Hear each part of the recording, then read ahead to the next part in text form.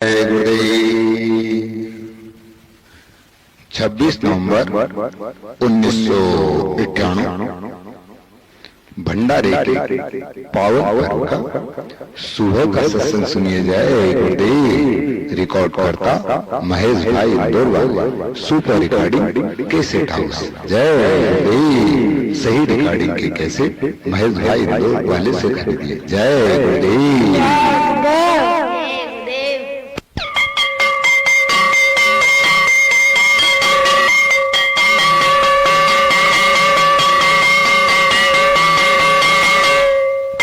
तेजी से आओ,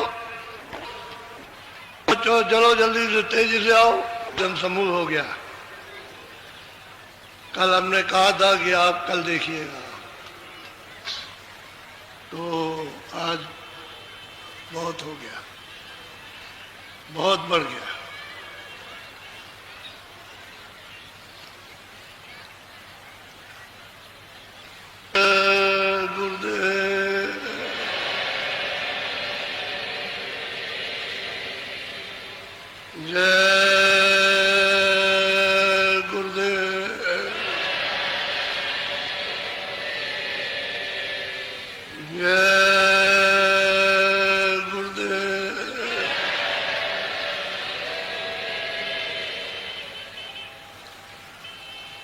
जय गुरुदेव। नाम किसका? जय गुरुदेव। नाम किसका? जय गुरुदेव। नाम किसका?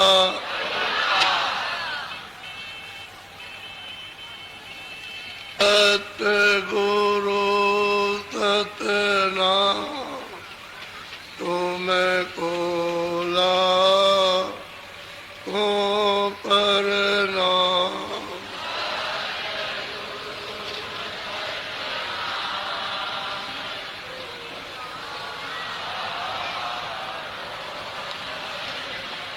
सतगुरु सतनाम तुम्हें कोटिन सूरज चांद सितारे,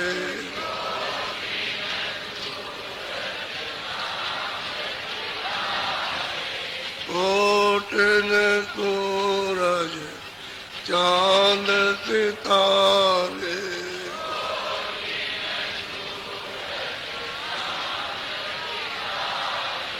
रोम रोम में करे उजारे,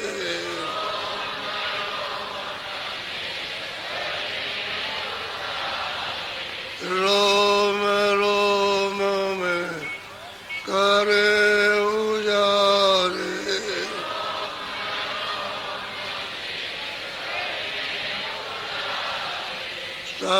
सतपुरुष करता तुम्हें कोला को परनाम।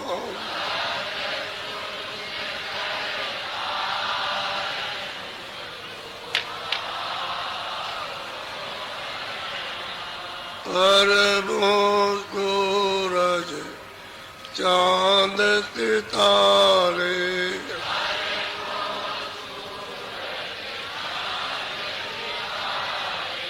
अरबों सूरज चांद सितारे,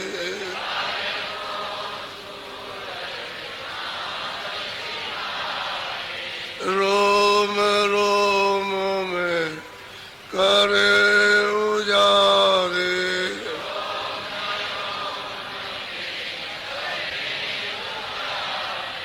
रोम रोम में करे उजारे।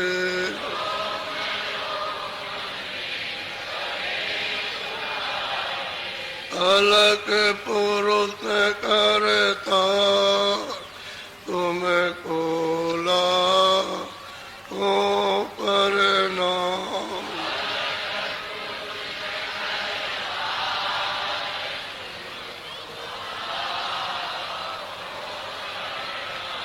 खरबो सूरज चांद सितारे,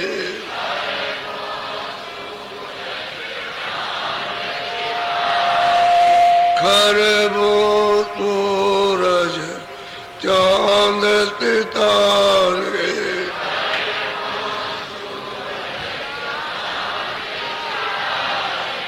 रोम रोम में करे उजाले,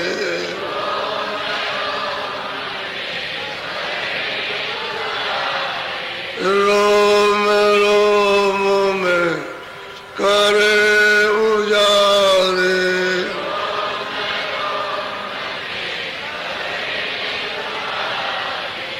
अगम पुरुष करता तुमको ला को करना,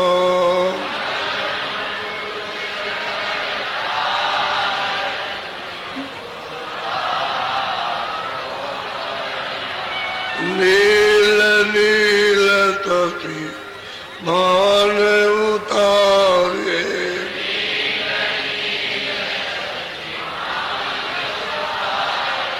नील नील तपी मान उतारे,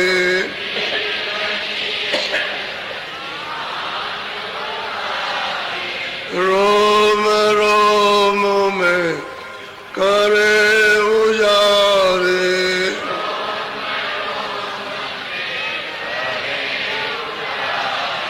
रोम रोम में करे उजारे,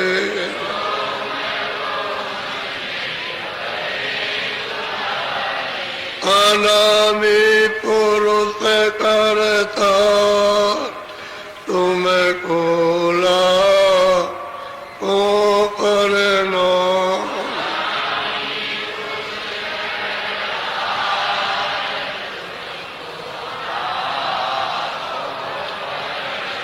अनामी पुरुष करता तुमको ला को करना,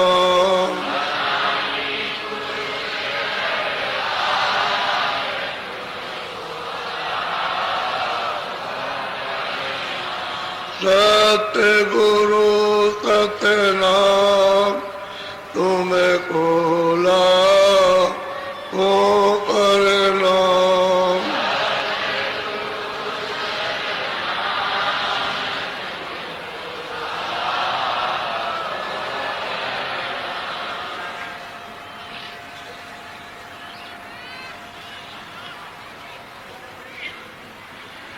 ये प्रार्थना सतलोक से शुरू होती है, नीचे नहीं।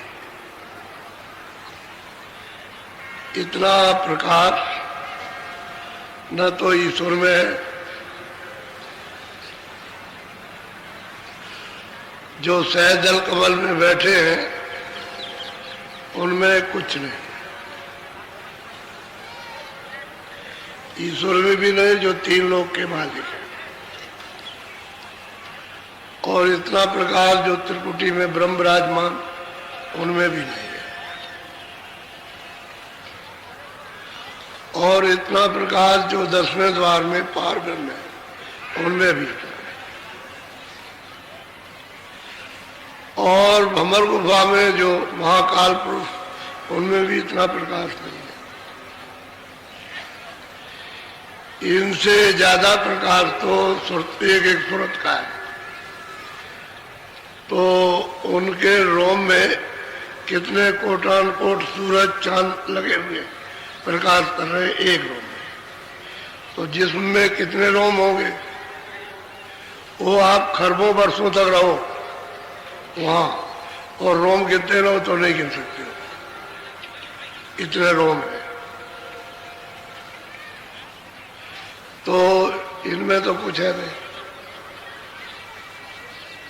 तो ये सतलोक से प्राप्त, फिर कोटान कोट, फिर अरबों अरबों सूरज चांद, उसके एक एक रोम में अलग पुरुष के, और खरबों सूरज चांद एक एक रोम के अंदर में अगम पुरुष, अनामी पुरुष की तो वैसे ही महापुरुषों ने संकेत में व्याख्या की, उसकी कोई व्याख्या नहीं। ये कितना प्रकाश है, वो सब गिनती खत्म। जितने भी गिनतियां देश में, जिस मुल्क में, सब खत्म हो जाए। इतना मतलब है सूरज और चांद, वो भी सूरज चांद कौन, ये नहीं, ये सूरज चांद नहीं, जो 10वें द्वार में और ऊपर भमर गुफा में, उसको सूरज चांद कहते हैं।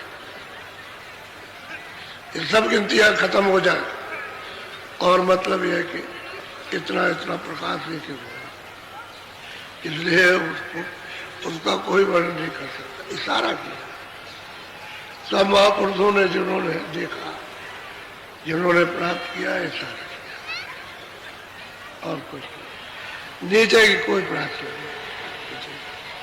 और जब वो कहते हैं कि मेरी एक बूंद ये 3 लोग का शासन कर रही है, एक बूंद, तो था समुद्र सतलोक, एक बूंद, तो फिर समुद्र की क्या महिमा, कौन महिमा करेगा समुद्र, कौन कर सकता है, कोई नहीं। इसलिए आपको ये भेद किसी को मालूम नहीं। पुरानी किताबों में जो लिखा गया वो तो सब नीचे का है, और नीचे का क्या दिया जाए कि नहीं अथा है, तो उनको विचारों को मालूम। संतों ने आकर के जो कुछ देखा और लोगों को दिखाया,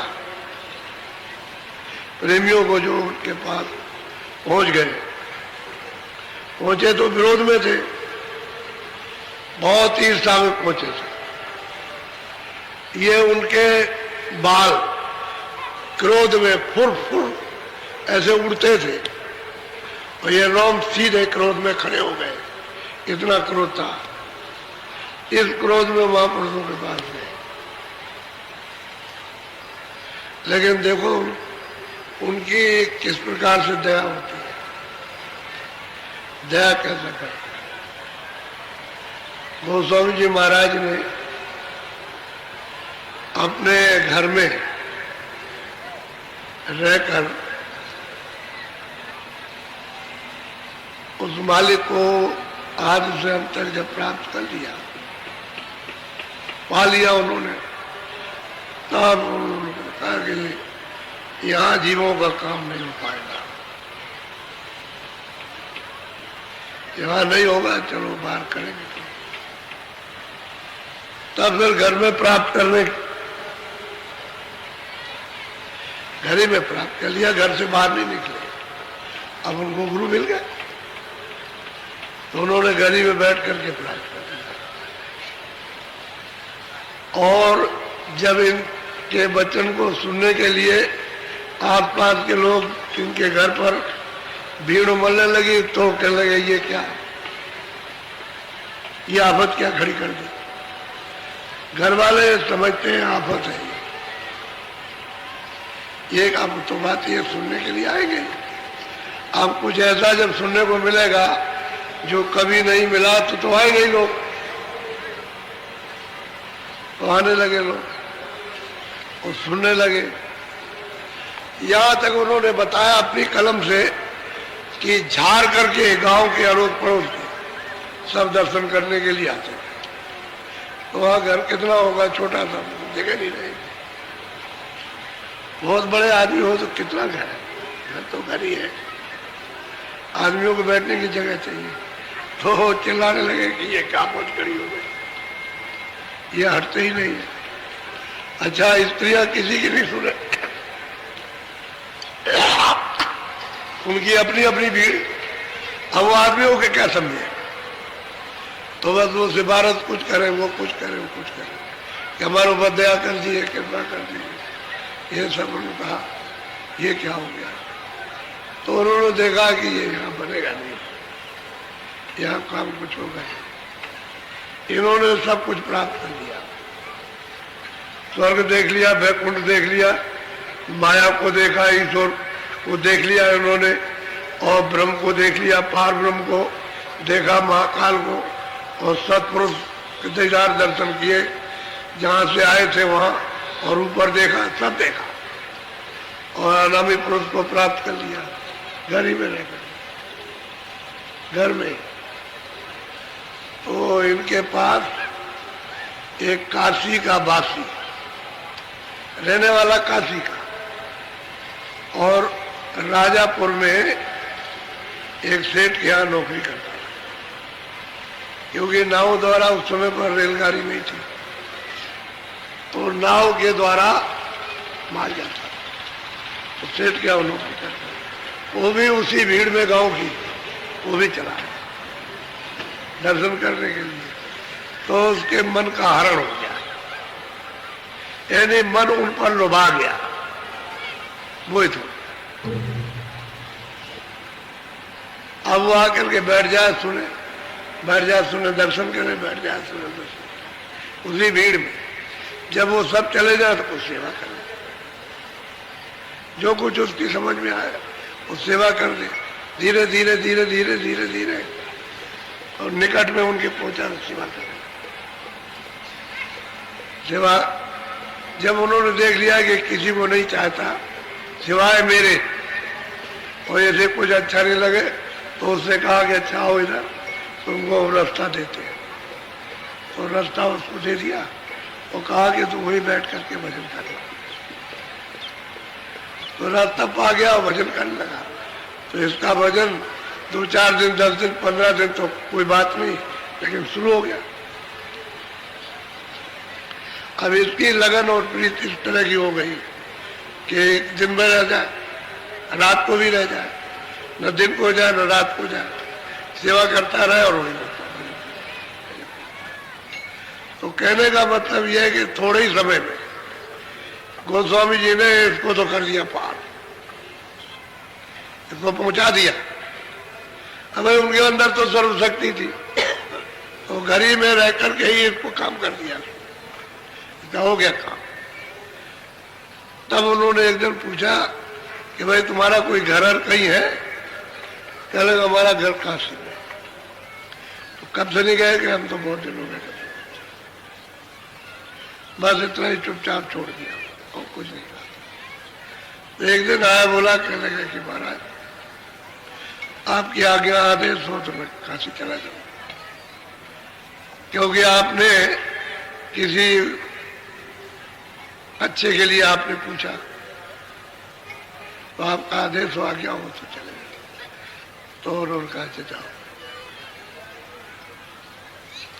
वो तो चला गया काशी। जब उन्होंने समझ लिया कि काशी चला, पहुंच गया होगा, अपना नाव से पहुंचाओ, पैदल पहुंचाओ, घोड़े से, या मतलब यह है कि और किसी सवारी से पहुंच गया होगा, तब इन्होंने रात को अपना जो कुछ पहरे थे डोल डम्बर का एक लुटा लिया और चल दिए सीधे काशी की तरफ। उस समय पर ये इस तरह की सड़कें कुछ थी नहीं, पगडंडी रास्ते थे, कच्चे रास्ते थे, दगड़े ऐसे। तो चल दिया अपना, धीरे धीरे अपना चलते गए। जब काशी में पहुंचे तो इन्होंने पूछा खड़े होकर के एक आदमी से, क्या लगा भाई इस नाम का कोई आदमी इस मोहल्ले में रहता है? तो उसने जब इनको देखा तो नाचने लगा। अरे कह लगे महाराज आप मिल गए, आप ही का तो वो वर्णन करता था और कोई बात नहीं करना, सिवाय आप ही की बात करना, आप जरा सा बैठ जाइए। तो दौड़ करके गया, उसको ले आया। अरे भाई तुम जिस गुरु की बातचीत करते तो आ गए। अरे वो कैसे आ गए? क्योंकि ये तो नहीं कहा था मैं आ रहा हूं। तो दौड़ करके आया तो देखा हृदय चरणों पर गिर पड़ा, उनको ले गया, जहां भी रखा वहां रखा, और फिर उसकी तैयारी उसने की कि किस स्थान पर इनकी कुटी बनाई जाए। तो फिर कुटी का इंतजाम किया, उसने कुटी बनाई, फिर वहां कुटी रखी, फिर इनको ले गया, उसमें रखा। उस समय गोस्वामी जी महाराज की उम्र जो है 25 साल की थी। 25वां साल था। इसका तो काम कर दिया और अपना काम पहले कर लिया और काशी पहुंच गए। और वहां फिर वो कहने लगे, उस जगह पर फिर उन्होंने उपदेश शुरू किया। तो जो ये कहे तो कुछ सुने, क्योंकि उन्होंने कभी सुना तो था नहीं किसी ने। बहुत से तो लोग कहे क्या बकवास करते हैं, लेकिन बात यह है कि अगम बात सुनाते हैं, विचित्र बात कहते हैं, लेकिन हमने कभी किसी से कथा वार्ता में सुना नहीं। अब बहुत लोग आने लगे और सुनने लगे, पूछने लगे। तो कुछ लोगों से चर्चा की तो लोग कहने लगे अरे कहीं कुछ नहीं, वो तो नास्तिक है। नास्तिक क्या करोगे जा करके? नास्तिक बात सही कहे सब, वो लोग भी कहे कि बात तो सही कहते हैं, लेकिन वो लोग जिनका रोजी रोजगार होगा वो कहे कि भाई नास्तिक है। ऐसा लोग कह के टाल दे, अनसुनी कर दे, बात को सुने नहीं। तो फिर उन्होंने किताब लिखी, कागज पर लिखा, जो कुछ भी रास्ता मालिक से मिलने का वो सब लिखा। ईश्वर से मिलने का, ब्रह्म से मिलने का, पार ब्रह्म से, सबसे मालिक से मिलने का, और विस्तार बताया कि ऐसे हुआ और ऐसे ये हुआ। तब ये लिख करके और लोगों को हृदय से कहा कि तुम जरा सा किसी को देना पड़े लिखे को। बात में जो देखा तो पूछा तो आकर के नहीं करे, चले गए कुछ नहीं, ये तो नास्तिक है और ये सब ये भगवान के नहीं है, वो तो नास्तिक है। ये प्रचार हो गया था। अब इतना जोर का प्रचार हुआ कि अब जितने भी विद्वान थे सब चकरा गए। अच्छा, जो भी जाए उनके पास उसका तुरंत उत्तर, जो पूछे प्रश्न करे उसका उत्तर, जो पूछे प्रश्न। मुसलमान जाए और कोई जाए, जैनी जाए, ये कोई जाए, वैष्णव जाए, साधु, सन्यासी, उदासी, सबका जवाब। और अपनी तरफ से नहीं, जो तुम किताबें पढ़ते हो उसी से जवाब दे दो। बात तो नहीं। फिर वो कहते किससे आगे और उसका जवाब उत्तर देने और आगे बताया कि आगे और है। अब वो आगे तो उनको मालूम नहीं, किताबों में जो पढ़ा उतना ही तो पढ़ा, देखा तो उन्होंने भी नहीं। फिर अंत में उनसे पूछे कहते ये बताओ कि तुमने इसको देखा, तुमने स्वर्ग देखा, वैकुंठ देखा, तुमने ब्रह्मा देखे, विष्णु देखे, तुमने मत्स्यवाद्या शक्ति देखी, तुमने देखा कुछ नहीं? पहले देखा। तो फिर अंधे क्या देखेंगे? अच्छा, तुम जो सुना रहे हो और तुम भी अंधे हो, जो सुन रहे हो सब अंधे हो, तो अंधों को क्या दिखाई देगा? जो अंधा सुना रहा वही अंधा है, वो तो अंधे पहले ही से। तब ये चक्कर खा गए विद्वान। ये तो कहे बात तो ठीक है, कह लगे मैं कोई बात तो मालिक ही कर रहा हूं उसी की बात। लेकिन ये मूर्ख बहुत होते हैं। जब मूर्ख होते हैं तो मूर्ख अपना काम करते हैं। विद्वान थोड़ा बहुत कुछ हिचकेगा और कुछ समझदारी से काम लेगा, मूर्खों के सामने चलती नहीं, वो उनको भी बजार देता, क्योंकि अपनी मूर्खता के सामने किसी की सच्ची बात नहीं। तो वो 25 में इस साल में गए और कुछ उन्होंने सुनाया, और सुनने के बाद 2 साल के बाद झगड़ा होने लगा। झगड़ा हो तो उन्होंने क्या क्या काम किया है, एक अद्भुत काम किया। ऐसा नहीं है कि काम नहीं किया, लेकिन वो जो काम उन्होंने जीवों का किया वो लोगों को मालूम नहीं है।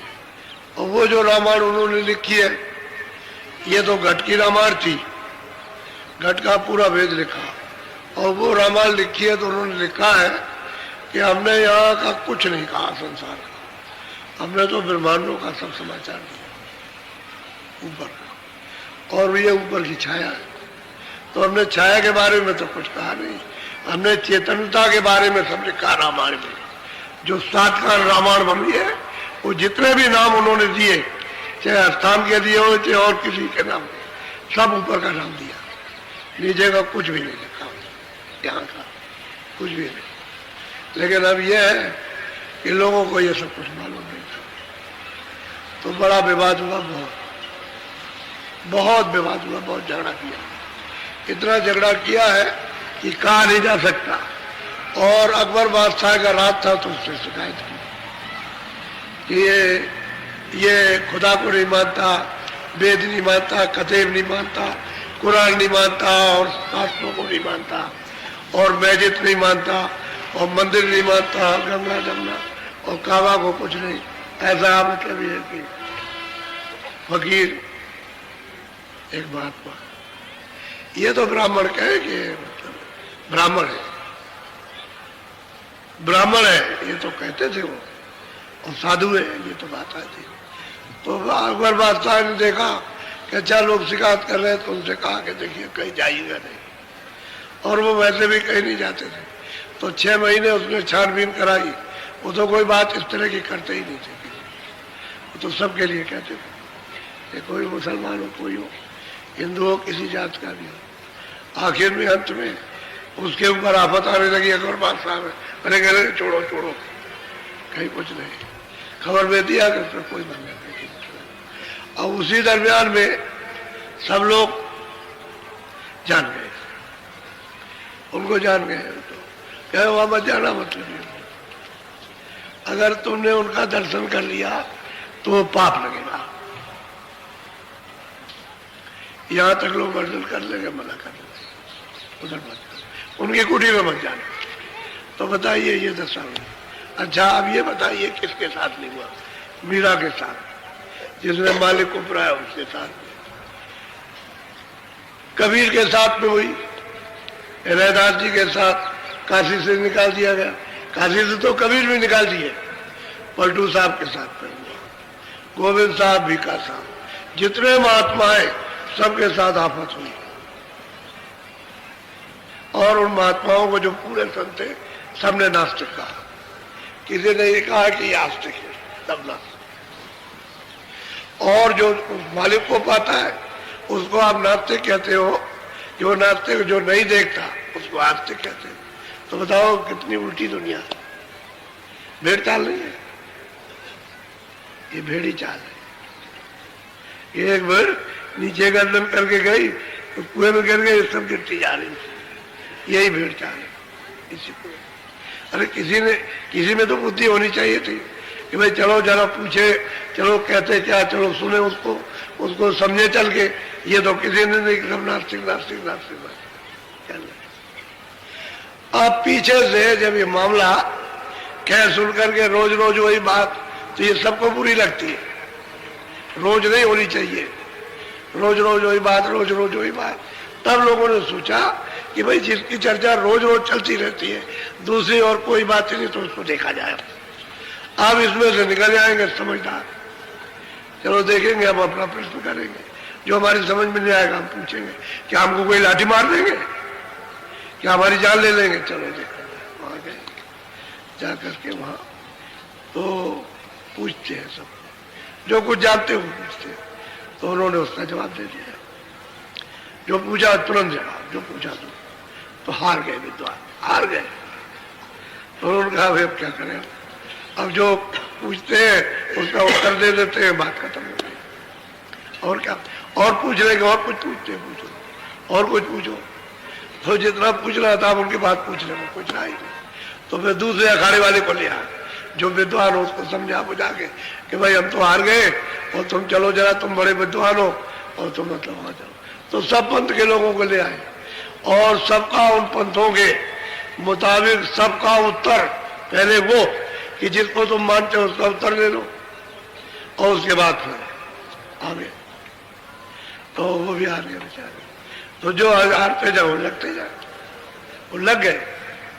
उनके बाद बैठने लगे और बैठ करके खूब समझने लगे और रास्ता ले लिया, भजन करने लगे। अब वो लोग कहने लगे, ये जो विद्वान थे अंगवाकार, ये बैठ गए और ये भजन करने लगे, रोज आते और जाते, ये भी नास्तिक हो गया। वो अंगवाकारों को भी नास्तिक कहने लगे, ये भी नास्तिक, इसकी बुद्धि भ्रष्ट हो गई। असल में बात यह है कि महात्माओं को सबने कहा, कोई बचा अच्छा नहीं है, सब लोग। नानक जी को परेशान किया, जितने भी आए, लेकिन ये है वो तो मतलब है जीवों पर दया ही करते हैं, इस जाल से निकालते ही है। उनके बाद और तो कोई सामान ही दया करने का, दया करने का सामान है कोई उनको सजा देने का तो है नहीं। तो जीवों को, क्योंकि वो तो सब एक ही घर से आए, तो जो दया का सागर जो दया लेकर के आया, वो तो यहाँ को जुल्म उनके साथ करेगा नहीं, तो दया ही करते गए। अब जीव बेचारे अब फंस गया करके तो भटक गया, वही समझा रहे कि तुम यहाँ भटक गए हो, तुमको मतलब ये है कि वहां से आए और ये मांग करके ले आए और तुम यहाँ पर भटक गए, रास्ता रुक गया तुम्हारा। अब वो कहते हैं चलो हम तुम्हारा रास्ता खोल दें, चलो मालिक के पास जहाँ से आए। तो चीज ये है। तो सबसे पीछे प्रियलाल ये पीछे थे, तो ये जब सुना इन्होंने तो कह लगे हमारा पंथ तो बहुत ऊंचा है, हमारे पंथ के बराबर कोई पंथ नहीं। ये गए, इन्होंने पूछा पाया, लेकिन साधु भाव था, श्रद्धा थी, कोई झगड़ा करने के लिए नहीं गए थे पूछने। तो वहां जब उन्होंने सब बताया, इनके पूरा पंथ का बताया, तो ये सब साधु भाव में तो थे ही। तो जब चुप हो गए, बोलना बंद कर दिया और सुनने लगे, और रोज आए। तो इन्होंने भी याद की कि हमको भी रास्ता बता दिया, आज तो रास्ता बता दिया और अपना साधन भजन करने लगा। तो जो जो प्राप्त होने लगा वो सबने वर्णन किया। ये बड़े बड़े धुरंधर विद्वान काशी के, उनको प्राप्त होने लगा, उन्होंने वर्णन किया। स्त्रियों को प्राप्त होने लगा, स्त्रियों ने वर्णन किया, सब बताया। मुसलमान आए, उन्होंने वो जब लग गए उनको बताया, तो उन्होंने जो प्राप्त किया वो वर्णन किया। तरफ से तो एकदम से भागते हैं कि यहाँ से कहीं मिल जाए, वहां से। भजन बिना कुछ नहीं होगा, चाहे जितना तुम भागो। काल के देश में सिवाय आपत्ति के और विपत्ति के, परेशानी के, दुखों के, पीड़ा के, लड़ाई के, झगड़े के, छल के, कपट के और स्वार्थ के सिवाय और यहाँ कुछ ही नहीं है। यहाँ तुमको चैन मिल ही नहीं सकता, कभी नहीं मिल। भजन से तुमको चैन मिलेगा। तो भजन आपने छोड़ दिया भजन, करते ही नहीं भजन। तो थोड़ा सा जरा सुन लीजिए गोस्वामी जी महाराज का। महाराज जो राजापुर में पैदा हुए थे, अरे वही गोस्वामी जी महाराज जिन्होंने सातकार रामायण बनाई, मैं दूसरे की बात नहीं करता हूँ। वही गोस्वामी जी है जो संवत 1589 में पैदा हुए थे और 1680 में जिन्होंने वहां काशी में वरुण नदी के किनारे संवत 1680 और नदी वरुण के थी, सावन शुक्ला सप्तमी और तुलसी तजो शरीफ। ये उन्हीं की बात कर रहा हूँ, मैं दूसरे तीसरे की नहीं बात करता हूँ। जो राजापुर में जिनका जन्म हुआ था, उन्हीं की बात। आपका राजापुर तो ही उत्तर प्रदेश में, ये इधर में हमीरपुर है जमुना जी किनारे, और उसके बगल में बादा है, और जमुना जी के किनारे पर उनका गांव है राजापुर। और राजापुर बड़ा प्रसिद्ध गांव है, राजापुर बहुत प्रसिद्ध गांव है वो, और उसी को बुंदेलखंड कहते थे। वो बुंदेलखंड में शामिल है, पहले बुंदेलखंड, क्योंकि बुंदेला वहां ठाकुर रहते थे, इसलिए वो सब क्षेत्र बुंदेलखंड है, वहां के रहने वाले थे। और ये काशी चले गए तो वही पर उनकी कुटी बनी। बोलो जरा सुन लीजिए थोड़ा। अरे मैं प्रिय लाल जो आए, करे पर नाम छुए थे न पाए। पहले जो लोग आकर के और उठ गए, जो कुछ भी अपना अपना साधन भजन जो कुछ प्राप्त किया था वो बताया, और आज्ञा लेकर के वो लोग तो चल दिए, तब तक ही आ गए। इन्होंने भी प्रणाम किया, उनके पैर प्रणाम किया, और उन्होंने पूछा कैसे आए, तो कुछ कहना चाहते थे बड़े सादर भाव से, क्योंकि जब कुछ मिलता है तो चेहरा खिल जाता है, खिल। जब कुछ मिलता है तो गोस्वामी जी ने उससे कहा हृदय से, देख हृदय प्रियलाल की शकल देख, इसकी शकल देख, इसको मिल गया ना, देख कितना खुश है, चेहरा देख खिल गया इसका, चेहरे पर रौनक आ गई, खिल गया, यानी मस्त हो गया। जब चीज मिलती है तो मस्त होता है। बोलो इतने उनके बाद तुरंत फिर वो आ गए प्रियलाल और कुछ सुनाना चाहते हैं। गोस्वामी जी महाराज को कुछ सुनाना चाहते, बोलो। प्रिय लाल यस बचन उचारा, स्वामी से कहियो कछु सार। और उन्होंने कहा कि स्वामी मैं कुछ सार जो कुछ प्राप्त किया है आपकी यदि अनुकूल कृपा से दया से वो कुछ सार वर्णन करना, वो हमको कैसे कैसे मिला है वो बताना चाहिए, बोलो।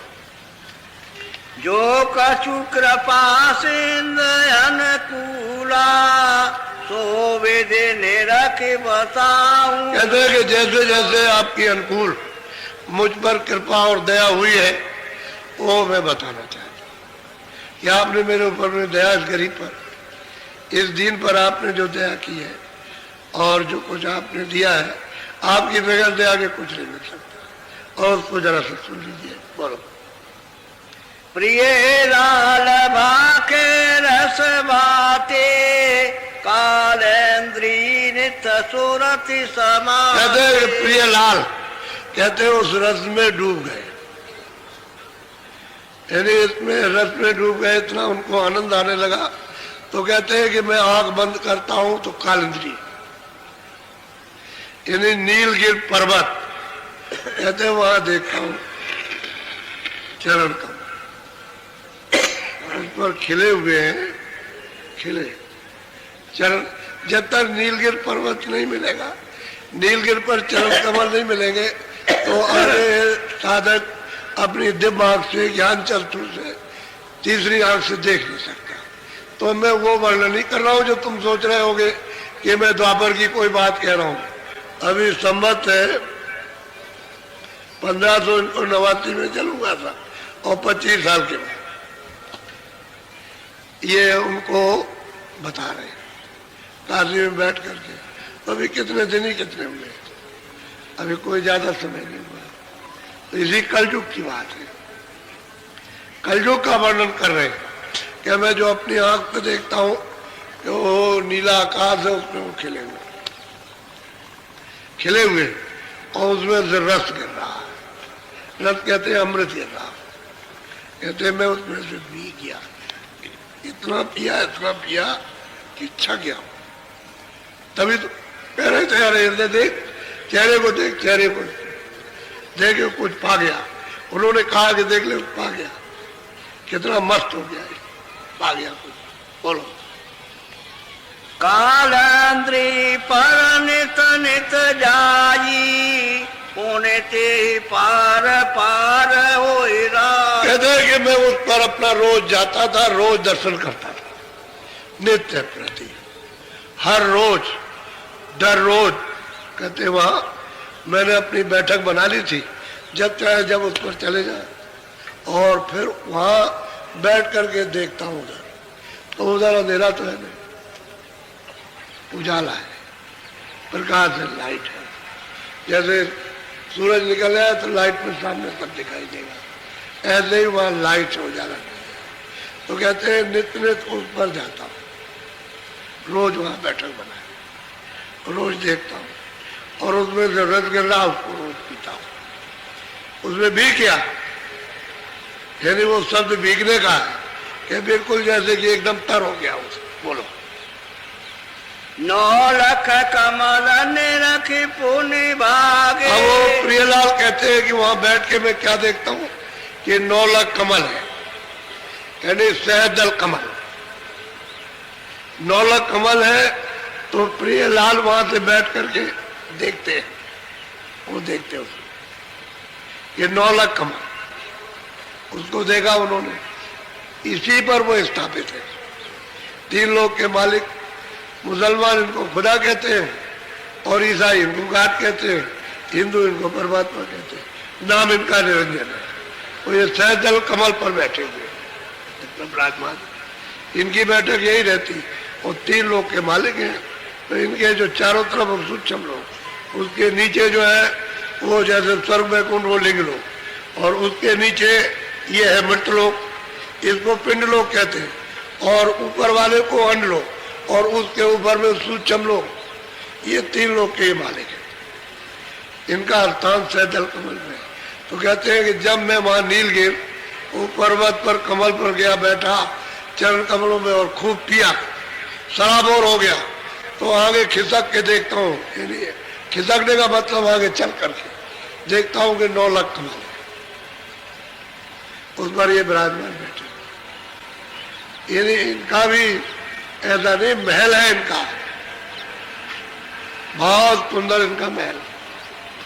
अगर देख लिया जाए तो बड़े बड़े कहते हैं कि सिरगर्दान हो गए, आगे जाने की इच्छा ही खत्म हो जाती है। इस तरह का इनका दर्शन है, यानी छोटा मोटा दर्शन नहीं है, बहुत दर्शन। इसी को सब लोग देख करके और कहते हैं बस यही सब कुछ और आगे कुछ नहीं है। तो कहते हैं प्रियलाल ये स्वामी मैं उसको देखता हूँ, वो 9 लाख कमल है उस पर विराजमान है और उनका साक्षात्कार दर्शन है। अभी अपने साधन काल वितरण कर रहे हैं, बोलो। सहस कमल के चली गई पाग, इसको कहते हैं सैदल कमल। कहते हैं कि इसके पार, सैदल कमल के पार गई, उस पार, तो उधर में कारण लोग है। जब पार जाएगी तो कारण लोग है, और यहाँ पहुंच करके नीचे सब दिखाई देता है, नीचे का जितने भी लोग हैं सब दिखाई देगा, कोई बाकी नहीं साहब। यहाँ भी दिखाई देगा, वहां भी नरक भी दिखाई देगा, वहां ब्रह्मांड में वो भी दिखाई देगा, और बहुत लोग हैं इसी सैदल कमल में। तो कहते हैं कि स्वामी उसके आगे गए, उसके आगे आगे उसके उस पार। और गोस्वामी महाराज ये कहते हैं रामायण में कि मुंदेव नैन, मैंने बाहर की दोनों आंखें बंद की तो ये अंदर की आंख खुली और त्रिसित में बहुत तृप्त हुआ। यानी मतलब जब उनको वो पीने को मिला तो भी तृप्त हो गए। वो विलोक राम मुस्कुराई, सैदल कमल में राम विराजमान, 3 लोग के, वही मतलब है खुदा और गान, वो विराजमान है। कहते हैं मैंने उनको देखा, मुझे देख करके और मैं उनको देख के तो हाथ पड़े, खुश हो गए। आप ही की रामायण में जिसको पढ़ते उसी में लिखा है, हंस गए तो मैं उधर चला गया। यानी उधर का मतलब उस तरफ, उधर का मतलब पेट में नहीं, पेट उधर नहीं है, उस तरफ चला गया, उधर उस पार में। कहते हैं उधर जब बीच में खड़ा हुआ, उधर माज सुन अंड नजराया, तो सब मैंने अंड की रचना जितने भी स्वर्ग वैकुंठ की थी अपनी आंख से सब एक एक करके देखा। वो समझ कहते हैं सब देखा। उधर माज सुन अंड नजराया और देखो बहुत ब्रह्मांड दिखाया, बहुत से ब्रह्मांडों को वहां खड़े होकर के देख रहा हूं अपनी दिव्य ज्ञान चक्षु से। और वो ये कह रहे हैं 9 लाख कमल सैदल कमल के पार, उस पार उधर जाकर के उधर देखता हूं, तो ये सब देखने लगे, सब दिखाई दे रहे। कृपा हो गई उनकी, दया हो गई। गोस्वामी जी महाराज पर दया गुरु की हो गई, इन पर दया गोस्वामी जी की हो गई, और ये अपने अभ्यास को वर्णन कर रहे हैं। हे स्वामी आपने जो कृपा दया की है, हम तो आए थे परीक्षा लेने के लिए, लेकिन आपने हमारे ऊपर अनुकूल दया कर कृपा, और ये जो आपने दिया उसको लेकर के आए, उसको तो लीजिए, बोलो। हाँ,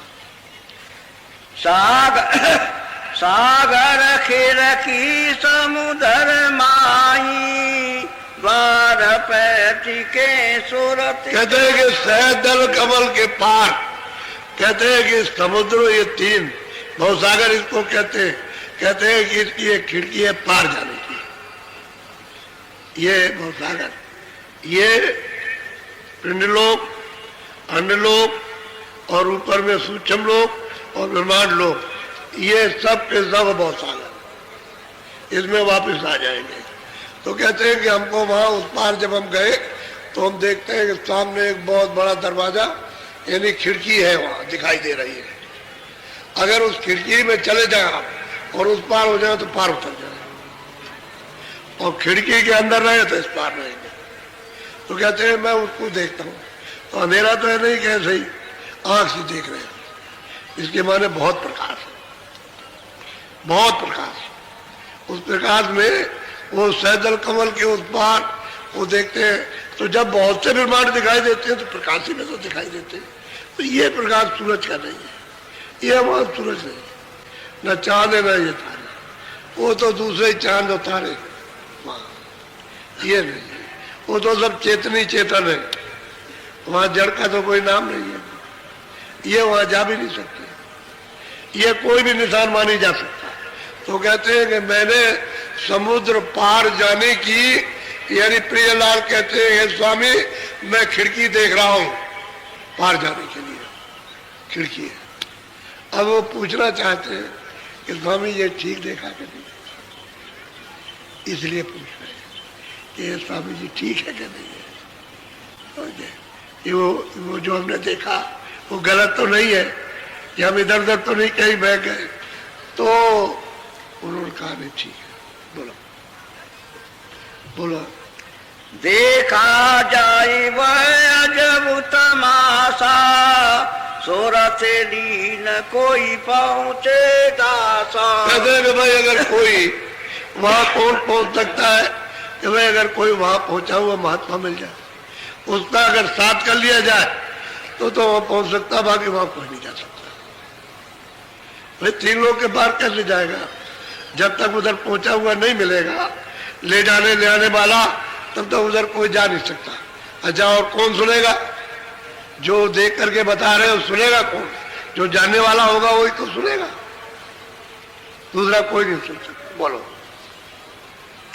अधर उधर मरे माई बाटा, अंड फोड़ता चढ़ गई घाटा। अब वो कहते हैं कि भाई इधर उधर इसी के बीच में रास्ता है, वो तो खाने की धार है कि सुरग को अगर साध लिया, दृष्टि को अगर साध लिया और इधर उधर किसी दृष्टि में बहकी नहीं और सीधी मतलब है सद गई, सीधा निशाना लगाया, क्योंकि बड़े चित्र हैं, बड़ी भारी अद्भुत रचना। तो मान लीजिए रचना देखने बड़ी भारी अद्भुत रचना, तो मान लीजिए रचना देखने में उसे अच्छी लगने लगी तो चाल रुक जाएगी, क्योंकि वहां तो तरह तरह के अद्भुत जैसे बाजार लगे, जैसे रचना चित्रकारियां तमाम चीजों की, एक दो है कुदरत का और सब चेतनी चेतन है सब। तो कहीं अगर देखने में फंस गया तो रुक गया। तो कहते हैं जिसकी सूरत सद गई, साध ली उसने, यानी दृष्टि इधर उधर नहीं जाती किसी प्रलोभन में किसी तरह, तो खिड़की में पहुंच करके पार उतर जाएगा, पार जाएगा उस पार में। तो इसको कहते हैं कारण लोक। ये ब्रह्म का लोक है, कारण लोक, उस पर ओम विराजमान है, उनका वो अलग देश है, इनका अलग है उनका अलग है, वो इससे भी बड़ा उनका ब्रह्म का इससे भी बड़ा देश है। ये तीनों लोग उसके सामने कुछ नहीं है। ये सब लोग और स्वर्ग वैकुंठ जो 14 लोग हैं, 14 भवन है वो, और जो सूक्ष्म लोग जिसमें बैठे हुए वो, इसमें कितने यदि ब्रह्मांड है वो उससे बड़ा उनका ब्रह्म का राज है। छोटा मोटा राज नहीं है, बहुत बड़ा राज। कहते हैं कि अगर वो खिड़की पर साध लिया, इधर उधर कुछ नहीं देखा और सामने निशाना मारा तो खिड़की जो है खुल जाएगी, इसके पार हो जाएगी। तो कहते हैं जब हम उसको ऐसे साथ करके चलते हैं तो इधर उर्द में इधर उधर और सीधा जाते हैं तो दिखाई देता है और मालूम होता है, और जरा सी दृष्टि इधर उधर गई तो रास्ता छूट जाता है। वो बता रहे हैं, वो सुना रहे उनको कि हम जरा सुनाते थे अपनी बात। बोलो। सूरत नित नित बड़े बड़ाई, ठहरे नहीं बहुत ठहरा। अब प्रियलाल कहते हैं कि स्वामी सूरत यानी उधर बढ़ती जाती है, रोके रुकती नहीं है, आगे चलती जाती है, आगे सूरत यही जो 2 आंखों के पीछे बैठी है यही जाती है, यही आगे बढ़ रही है, रुक रही आगे, क्योंकि आगे जाना चाहती है, दया हो रही है उसके ऊपर, कृपा हो रही, तभी बगैर कृपा के कैसे आगे जाएगी। बोलो। छिन छिन पद में पद्म निहारी, कंजबास छूटे नहीं तारी। कहते हैं कि अब क्या किया जाए, छिन छिन उन चरण कमलों में जो मिले उसको छोड़ी सकती है और पूरा रूप तो ऊपर मिलेगा जहां वो सदगुरु विराजमान बैठे हुए, वो त्रिकुटी के ब्रह्म स्थान के ऊपर ही बैठे, वहां पूरा रूप तो उनका वहां मिलता है। वहां कहते हैं कि अब एक क्षण भी ये यहीं से बैठ करके सब नजर आने लगा, यहीं से बैठ करके। और थोड़े दिन के बाद कहेंगे, थोड़े दिन के बाद कहेंगे कि यहीं से बैठ करके सब नजर आता, यहीं से इसी जगह से बैठ करके। अभी तो ऊपर से बैठ के नजर आ रहा, फिर कहेंगे यहां से बैठ के सब दिखाई देता, सब का सब। अभी तो चाल चल रहे, इसलिए वो ये समझ रहे हैं कि भाई वहां पहुंच गए तो वहां से दिखाई दिया, वहां पहुंच गए तो वहां से दिखाई दिया। लेकिन फिर जब ये सब पूरा हो जाएगा तो फिर वो कहेंगे स्वामी यहीं से सब दिखाई देता है, इसी जगह से। अब देखो कैसी कृपा इन पर हो रही। बोलो, बड़े विद्वान थे ये, बहुत विद्वान थे, छोटे मोटे विद्वान नहीं थे। और सब काशी के पकड़ के इनको ले गए थे कि भाई तुम विद्वान हो और वो तो अभी तो लड़का है और उससे कोई जीत नहीं सकता, तुम चले चलो। ये वजह करके हम गए थे पूछने, मिल गया कुछ। अब साधन भजन करने लगे, अब अपना बयान कर रहे, वर्णन कर रहे जो प्राप्त है। बोलो, यही विधि दिवस रात लो लागा, कांजबास छूटे।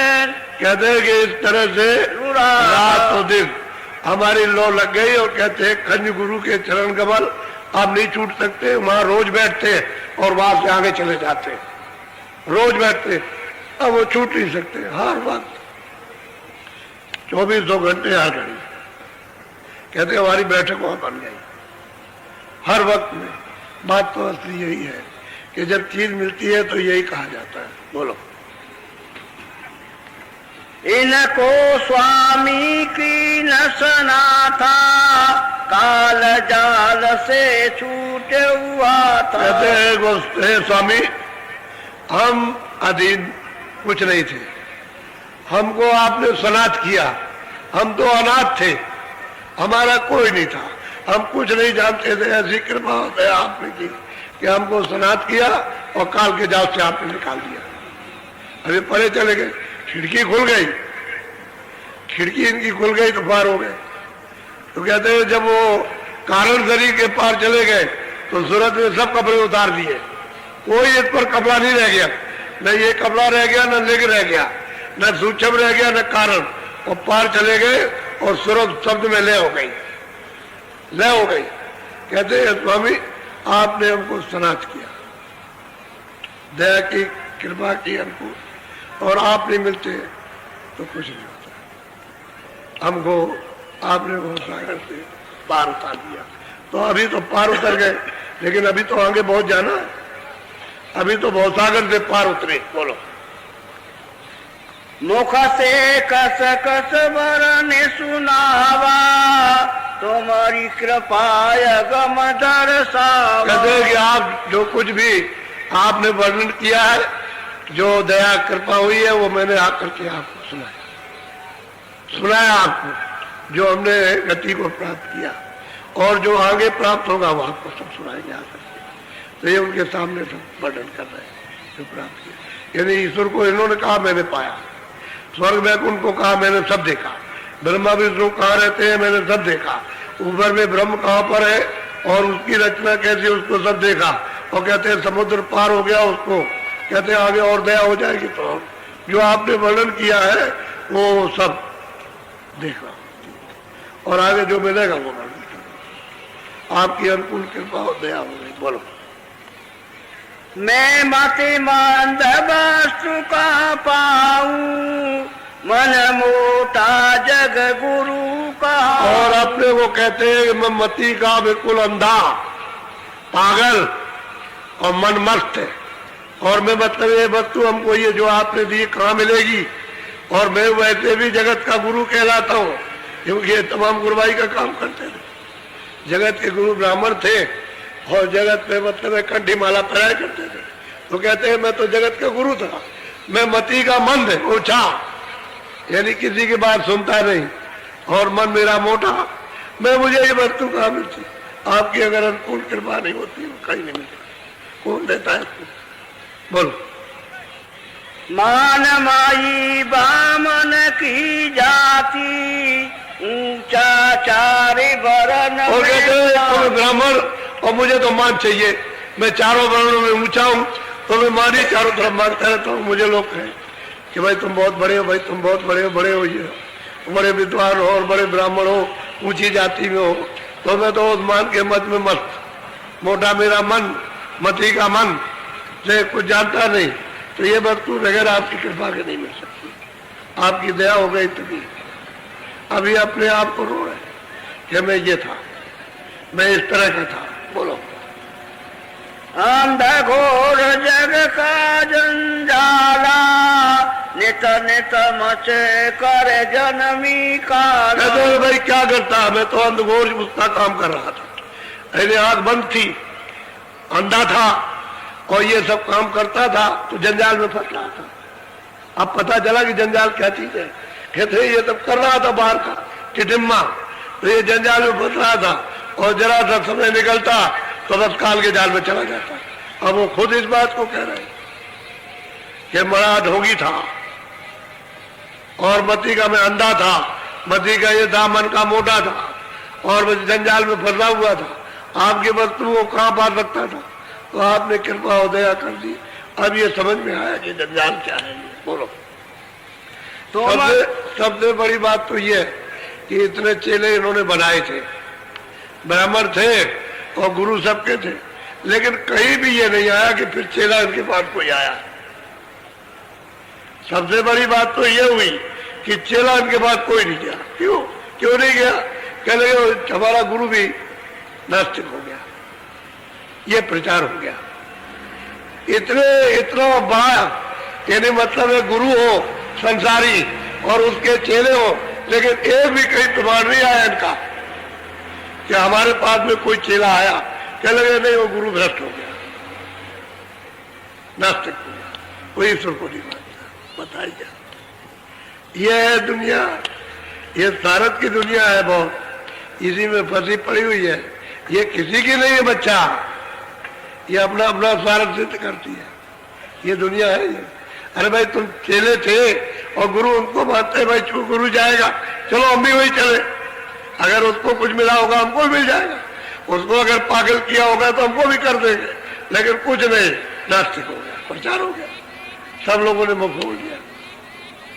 बोलो।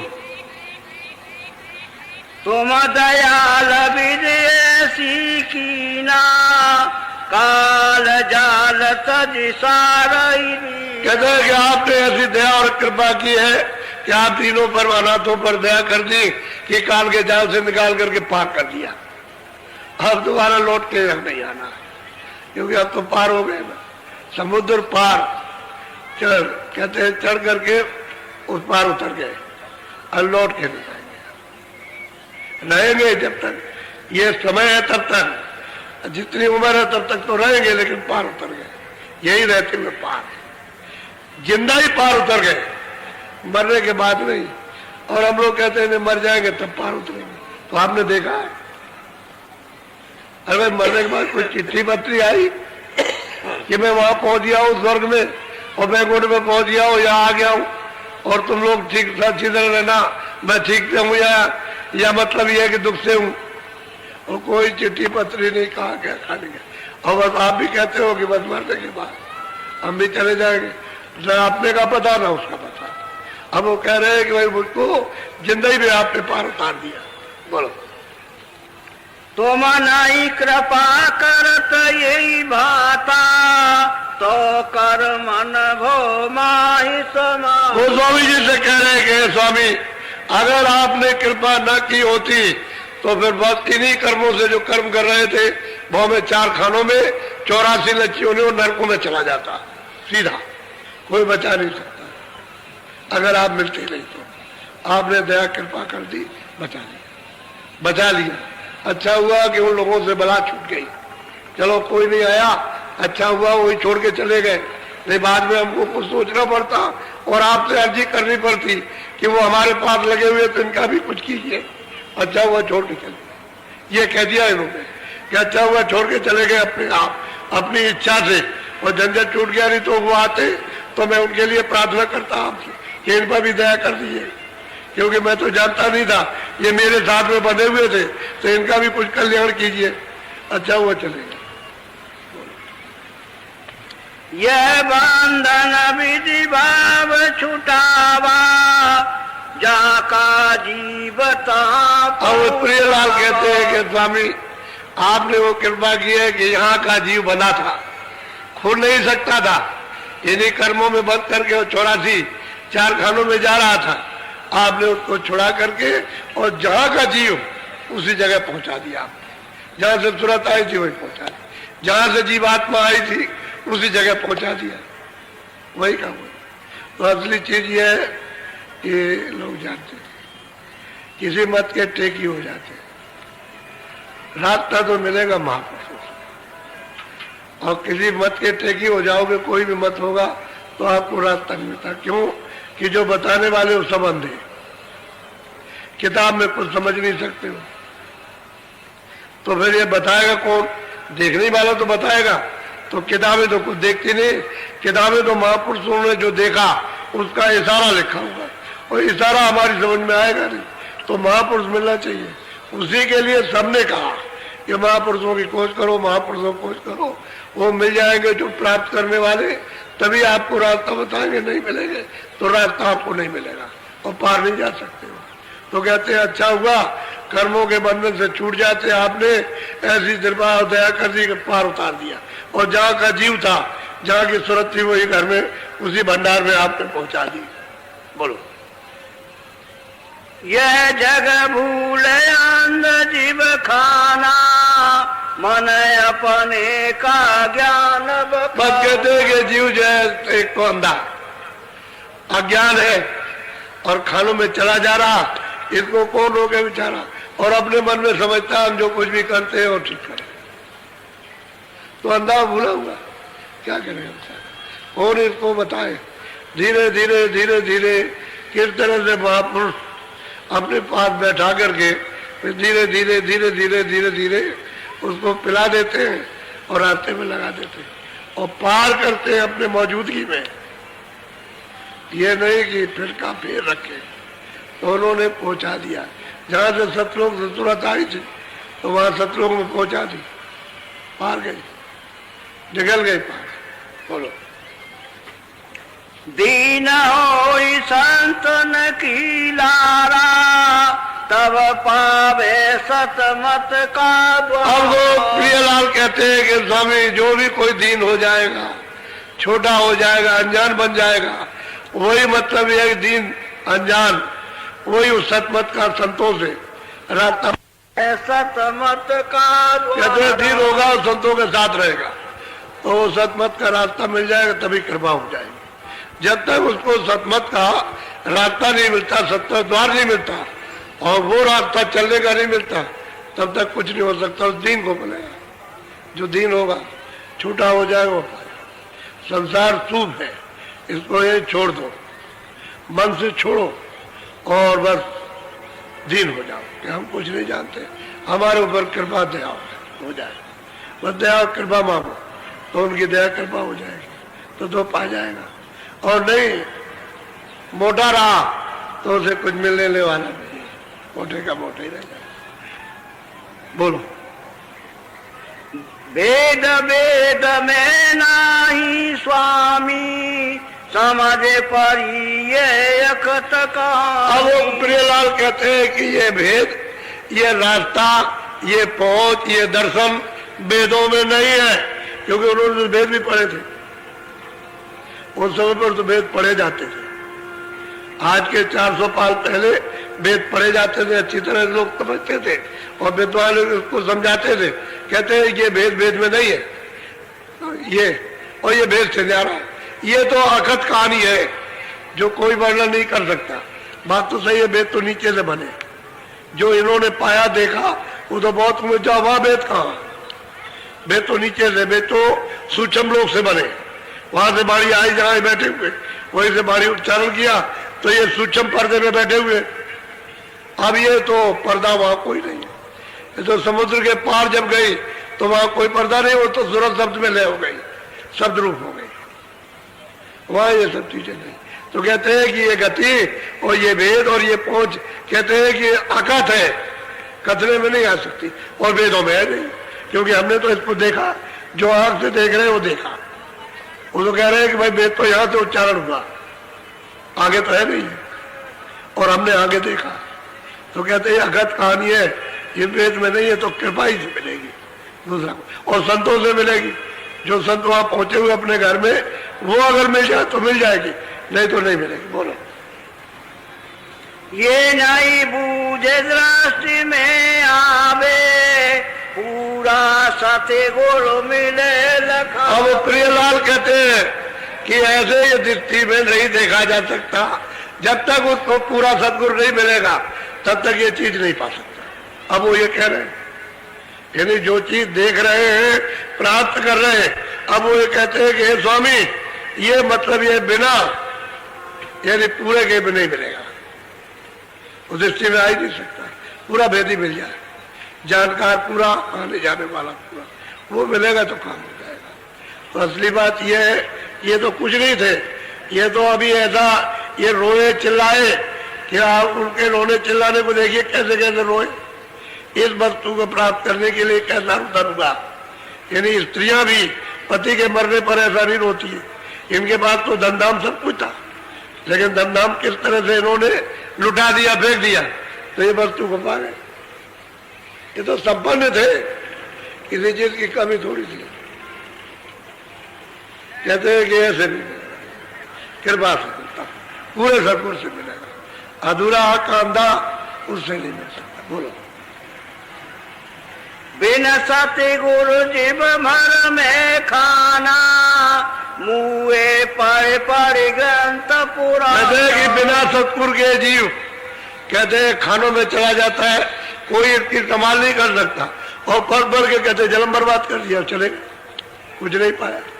अरे तो खुद ही पढ़ते थे, ये खुद ही अंधे थे, वो तो कहते मैं अंधा ही था, मैं तो सभी कुछ पढ़ता था, मैं तो पढ़ा लिखा था, मैं तो विद्वान था, मैंने तो कुछ नहीं पाया और कुछ नहीं देखा। जब तक ये नहीं मिलते रहता हमको कुछ नहीं मिलता। अब वो कह रहे मैं दीन हूं, मैं कुछ नहीं हूं, मैं अनाथ हूं, मैं तो पापी था, मैं तो घोर नरकी था, मैं अनजान था, अपर था, मन मोटा, सब कुछ वर्णन किया है आपकी कृपा हो गई, दया। अब वो कहते हैं आपकी दया के बगैर काम नहीं करना, और जीवों को संकेत देते हैं कि जब तक पूरा नहीं मिलेगा तब तक कोई भी उसको प्राप्त नहीं कर सकता, पूरा मिलना चाहिए, और पूरी की खोज करो मिल जाएगी।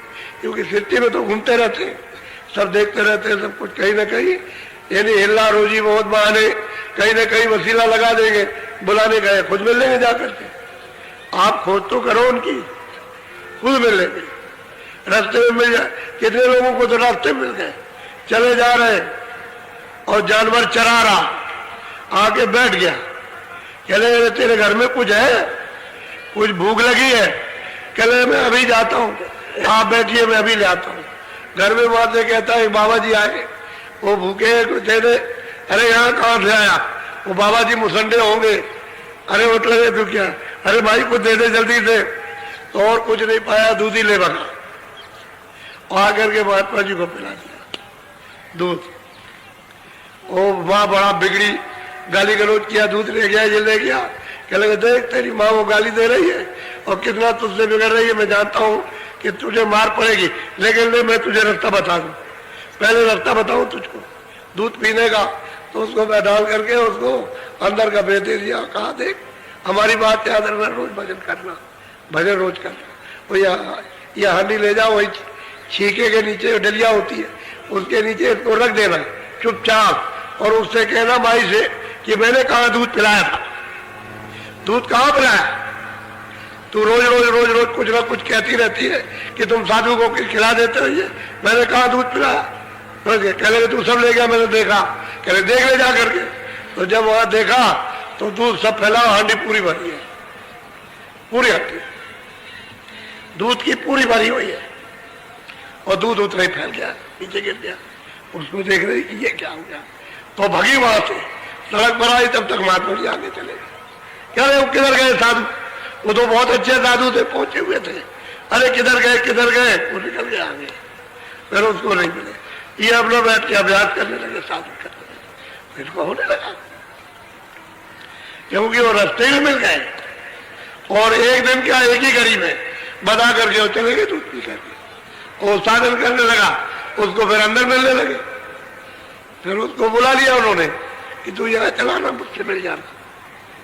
फिर ये वहां गया, वहां जाकर के मिला, फिर उनसे सब कुछ कहने मतलब ये जो कुछ किया था वो सब बताया और चरणों में गिर पड़ा तो कहा कि दया हो गई आप पे, तो पूरे महात्मा मिलना चाहिए। वो जब रहते हैं स्थिति में तो आप उनकी खोज करो तो कहीं ना कहीं मिल जाएंगे। इसी मनुष्य शरीर से मिलते हैं, कोई जानवरों का शरीर नहीं कि सिंह का शरीर हो तुम समझते हो बहुत बड़े राक्षस बन करके बड़ा शरीर लेके आएंगे। इसी शरीर में पंच भौतिक में मिलेंगे, कहीं ना कहीं मिल जाएंगे। अब वो तो अंदर जाने का रास्ता है, क्योंकि सुरतें सब दरवाजे में बैठी है। मनुष्य शरीर में कोई जरूरत नहीं है, किसी के जिसमें कोई जरूरत मनुष्य शरीर के अंदर नहीं है, शरीर के दरवाजे पर बैठी हुई है। ऊपर से जो कूड़ा कचरा लाद लिया उसकी वजह से वो दब गई और उसकी जितनी शक्ति प्रकाश था नीचे फैल गया इंद्रियों के घाट पर। बस यही उसका रहना है। जब वो फंस गई तो निकाले नहीं निकलती और अपने आप निकल सकती। जब कोई महात्मा मिल जाएगा तो धीरे से उसको बरामद कर लेगा और यहाँ ले आएगा, समेट कर देगा और यहाँ से आगे चला देगा, तब उसकी चाल बनती है। फंसा हुआ रहेगा तो चाल नहीं बनेगी। इसी में अगर रहेगा उलझा हुआ तो इसको साफ करते हैं और फिर उसका सिमटाव हो जाता है। सफाई होते ही सिमटाओ। जब यहाँ सिमट करके आ गई तुरंत सबका प्रकाश यहाँ आ गया तो फिर उसकी चाल बन जाएगी देखने की। फिर वो दृष्टि बनती है देखने वाली। तो वही अपना अपना अभ्यास सुना रहे हैं, जैसे जैसे प्राप्त किया ऐसे ही लोग जो है अपना अपना जो साधन करते हैं कुछ न कुछ सुनाते ही रहते हैं, सुना देते हैं और अंदर बाहर उनको दया मिलती रहती है। तो पूरा मिलना चाहिए, अधूरा नहीं मिले। बोलो अब यही गोस्वामी किसी को क्या मालूम वो क्या देते थे। रामायण वाले उनको लिखते हैं कि मैंने रामायण लिखी और मुझसे आज तक यानी कोई ये पूछने नहीं आया कि आपने रामायण में क्या लिखा। वो मेरी रामायण लेकर के भागे और कथा वार्ता बस बाहर करने लगे, मुझसे कोई कुछ नहीं आया। 49 बरस तक रामायण बनाने के बाद पाठखान रामायण बनाने के बाद काशी में 49 बरस रहे, एक भी आदमी पूछने नहीं गया कि रामायण में क्या लिखा। तो फिर रामायण को आप समझ सकते हो। उस समय पर जब वो रहे तो आपने पूछा नहीं, उसके जाने के बाद कोई रामायण समझेगा। रामायण तो पूरे महापुरुष ने लिखी है, अधूरे ने नहीं लिखी। और उसने लिखा कि मैंने सब कुछ के कई मंत्रा राम भरत लक्ष्मण शत्रुघ्न ये वो जो भी स्थान लिखे सब मैंने ऊपर के लिखे, नाम सब ऊपर के, नीचे का कोई नाम मृतलोक का नहीं है। और आपने कहा नहीं ये है और ये है और ये है, इस तरह से ये सब आपने जो कहना शुरू किया तो आपको उनसे पूछना चाहिए था कि ये क्या लिखा हुआ। तो कोई पूछने नहीं किया, इसलिए रामायण किसी की समझ में नहीं आती। अब रामायण को लोग पढ़ने लगे, वो ऐसा नशा करते हैं कि बुद्धि पागल हो जाती, उसी में बस रात भर करते रहो, बजाते रहिए, उससे क्या मतलब। रामायण नशे की है, आपको नशा पीते आप मालिक का नशा, तो उसमें तो मतलब ये है कि जागरण हो जाता है शक्ति का, इधर अद्भुत शक्ति प्राप्त होती है। तो ये नशा करने लगे उतरने वाले और उस नशे में मतलब मारते पीटते हो, गाली गलौज करते हुए सब काम होने लगा। तो रामायण कोई नहीं जानता। अरे जब रहे तब नहीं जाना किसी ने। हे बच्चा 49 बरस तक वो स्वामी जी काशी में रहे, एक आदमी का भी दृष्टांत नहीं दिया है कि वो लोग रामायण ले गए मुझसे पूछने आए कि इसमें क्या लिखा है। तो रामायण किसी की समझ में नहीं आएगा। और कितनों को उन्होंने पार कर दिया। 49 बरस तक रहे तो उन्होंने काम किया होगा कि गुफा में चुपचाप बैठे रहे। ये तो उन्होंने 28 बरस की अवस्था में लोगों को ये कितनों को पार कर दिया और बाकी समय 42 बरस की अवस्था में रामायण बनाई और 49 बरस रहे। तो आप स्वामी जी महाराज को क्या समझे कि किसके पुजारी से किसको मानते? आपको कुछ नहीं मानते। बोलो बस 1.5 घंटे से ऊपर हो गया। ये देखिए कल मैं बोला था तो कितना समुदाय आ गया नर नारियों का। अब अंदाजा आप लगाए तो आपको ये मालूम होगा कि ये क्या हो गया। और अभी कितने लोग रास्ते में ट्रेनों से और बसों से चले आ रहे, अभी आप पहुंचे नहीं है। ये दृश्य देखिए आप, ये मथुरा नगरी का दृश्य है, ये मथुरा का दृश्य है। तो इसलिए आप लोग अमोलक वस्तु को प्राप्त करो, क्योंकि 2.25 साल हो गए। ये देख लो, खड़े होकर देख लो, कोई अर्जा नहीं, वो तो तुम्हारे सामने। हाँ, देख लो एक दूसरे को, थोड़े थोड़े देख लो। ये अच्छा, बैठ जाओ, फौरन बैठ जाओ, फौरन बैठ जाओ, बैठ जाओ, बैठ जाओ।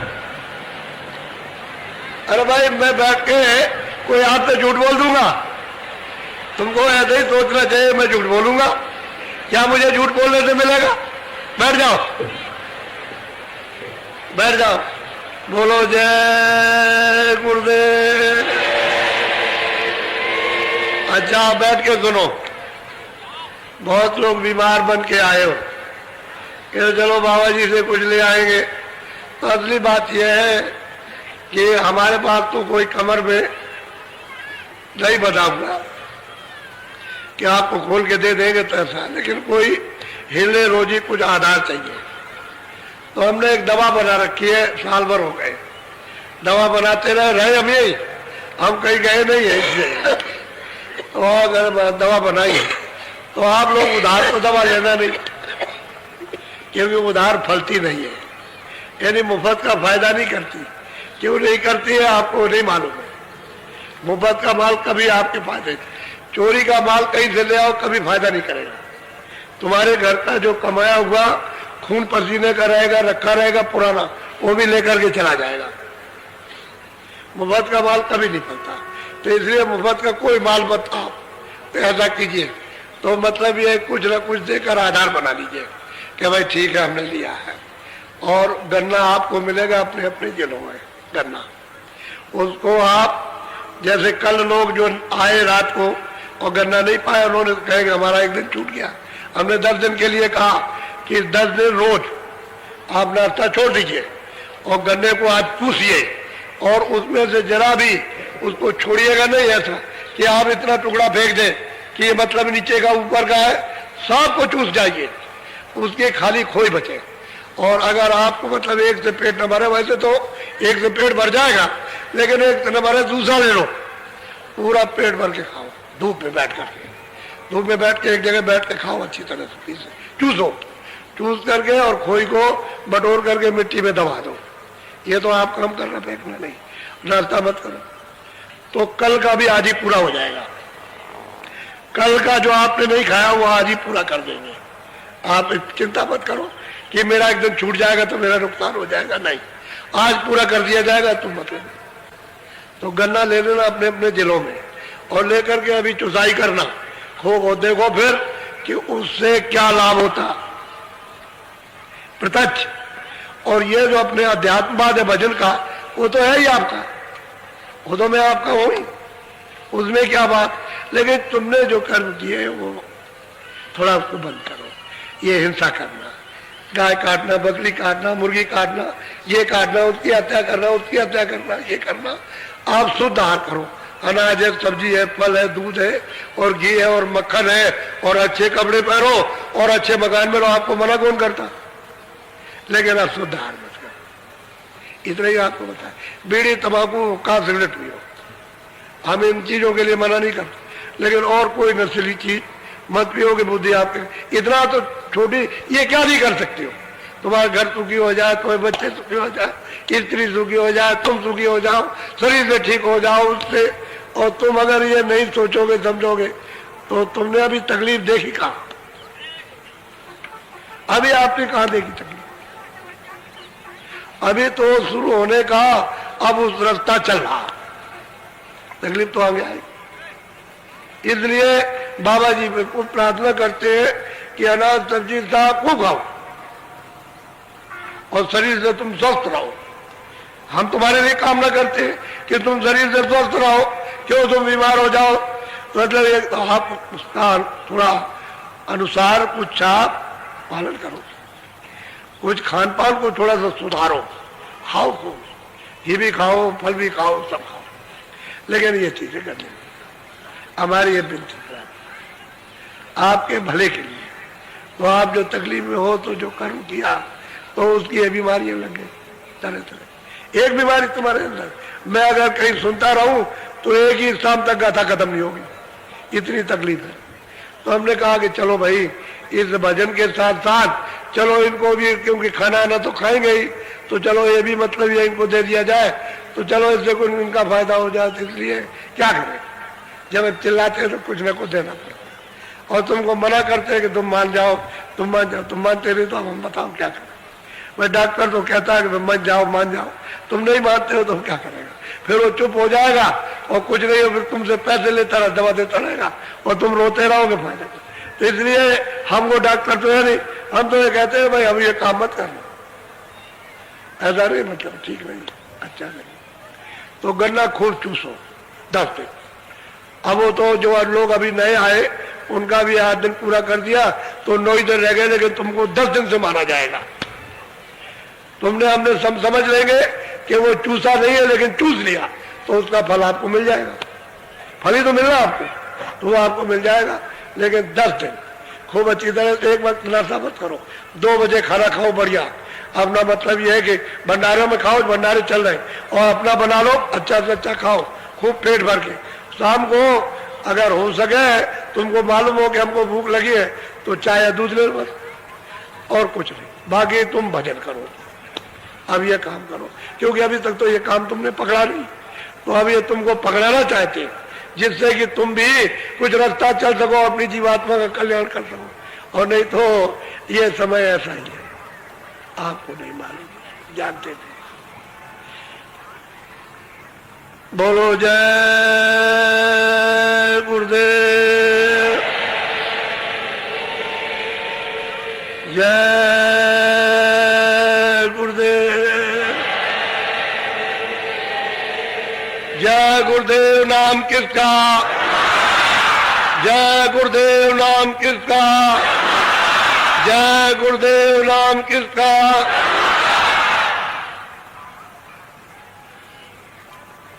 वो नामदान नहीं मिला, उनको शाम के सत्संग के समय नामदान दे दिया जाएगा।